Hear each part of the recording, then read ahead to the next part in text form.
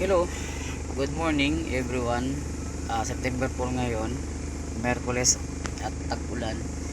Yung mga nasa labas, yung mga bumibiyahe, ingat-ingat po kayo. Medyo madulas yung side. So, ito na po.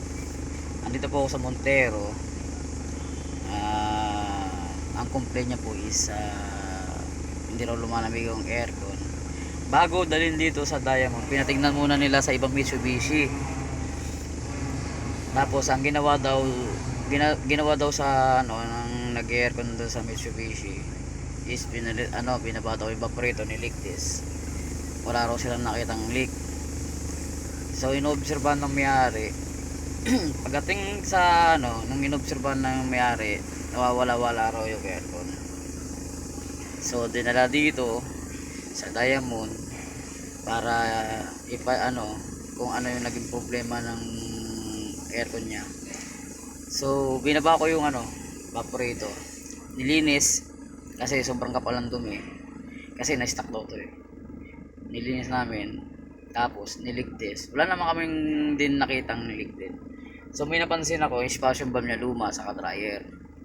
Siyempre kapag once na may hina na yung yung expansion valve sa yung dryer, ihina yun yung aircon, magkakaproblema yung ng pre.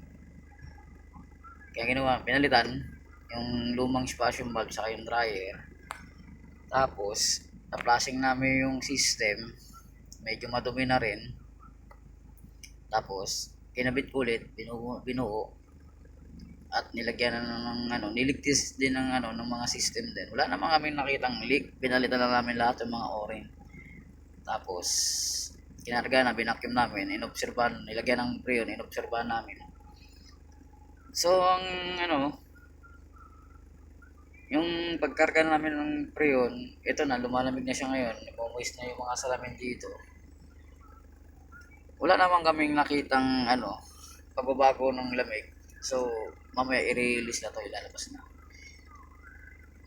Tapos yung na ito, siyempre foreigner na yung may-ari na ito, baka umalis ng bansa, umalis ng Pinas, iiwan na naman tong Montero, may stock na naman to. Kaya yun ang nangyari.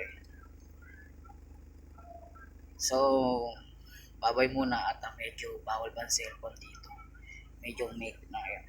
So dyan muna kayo guys, see ya.